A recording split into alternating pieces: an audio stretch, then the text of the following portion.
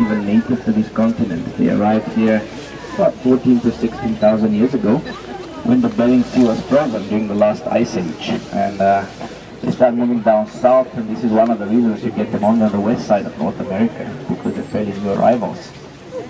So you get the same species of brown bears in Europe and Asia. But because they live in the different geographical locations, obviously their diet is somewhat different. So you can generalize bears that live around the coast to be larger in size simply because they're exposed to protein-rich diet. They eat lots of fish around the coast. And of course, over many generations, that genetically predisposes them to be bigger. Compared to the bears in the interior, they cover very large territories in search of food, of course less resources, and they face different competition from other bears or other top predators like wolves. Now, what else bears eat apart from fish? Do I hear children? No? Onion fries. Right, so they're pretty much omnivorous. These guys, they're classified as carnivores, of course, but and most people see them this way. But the reality is 80% of their diet is vegetation. Only 20% is meat. And this is a large habitat, so it does provide 40 to 50% of what the bears are eating. It comes directly from this habitat. They graze a lot. There's a couple of hundred berry bushes in the habitat. They dig for worms, roots, they catch insects, frogs, sometimes even small mammals like chipmunks and squirrels. And birds are part of their diet. So anything edible they'll go for. They're very opportunistic in that sense. Of course, 5.5 acres are not enough to sustain for fully grown grizzlies, so we do supplement their diet. We do that with apples, carrots, and sweet potatoes. We also give them high-grade kibble. This is to compensate for the vitamins and the minerals in their diet. And of course, we get red meat and fish. Now, what we do is we spread the food all around the habitat so they can forage. They don't get, we don't have a feeding time or feeding location. We spread all around so they can find it while they're looking for other natural food in the habitat.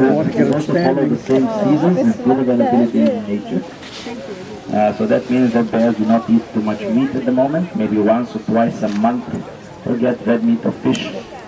And this is to mimic what's happening in nature if the bear is scavenging or hunting. Late September, beginning of October is where the salmon run is here on the west coast of Canada. This is where we mimic this. So we introduce fish into their diet. Salmon will be given to them pretty much on a daily basis.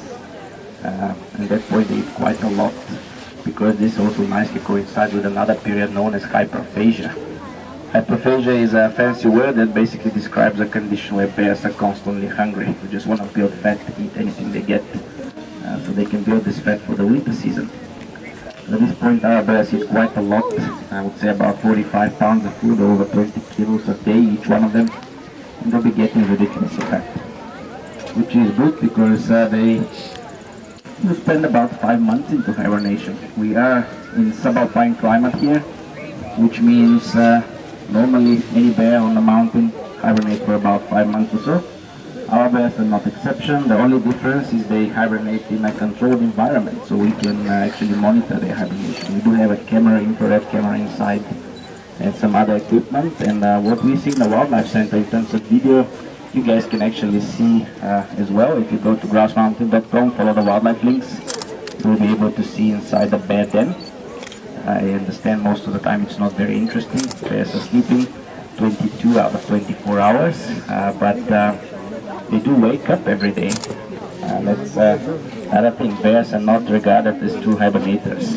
They do wake up at least once or twice a day, flexing their muscles, moving around, grooming themselves. And the idea is so they can flex their muscles, move around, and groom themselves. And this is to keep them healthy. But another thing that they experience is isometric muscle contractions. Now, those are regular muscle contractions, and they happen involuntarily throughout the hibernation period, and that keeps their bone density in check and muscles in tone as well. But just because they are not true hibernators, it doesn't mean they're not well adapted to that